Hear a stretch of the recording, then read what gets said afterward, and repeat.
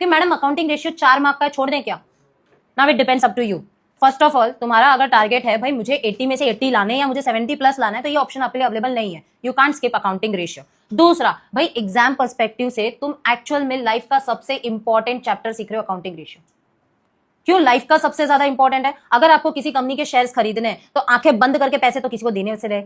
हम किसी को ऐसे पैसे देते नहीं है आंखें बंद करके। फॉर एग्जाम्पल, तुम्हारे हाथ में 10 लाख रुपए और तुम्हें किसी कंपनी में इन्वेस्ट करना है, तो तुम ऐसे ही ले जाके नहीं दे सकते, है ना? तुम तो 10 रुपए देने से पहले भी सोचते हो ये दोस्त वापस देगा या नहीं देगा।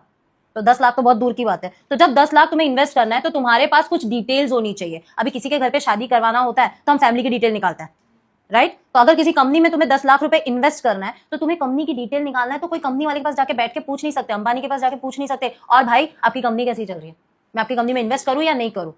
ओनर तो यही बोलेगा कर दो। पहली चीज, तुम्हें मिलने का मौका नहीं मिलने वाला। दूसरी चीज, वो तुम्हें डायरेक्ट मुंह पे जवाब देने भी नहीं वाला। तो तुम्हें जब अपने पैसे इन्वेस्ट करने, तो best tool is accounting ratio.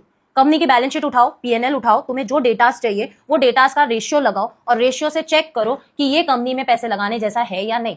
जैसे कि प्रॉफिटेबिलिटी रेशियो देख लो, net profit ratio, gross profit ratio. अगर हर साल प्रॉफिट रेशियो इंक्रीज हो रहा है मतलब कंपनी अच्छा परफॉर्म कर रही है, तो तुम्हें उसके काम पे भरोसा आएगा कि भाई प्रॉफिट रेशियो इंप्रूव हो रहा है मतलब कंपनी अच्छा काम कर रही है, तुम्हारा पैसे का ग्रोथ होगा।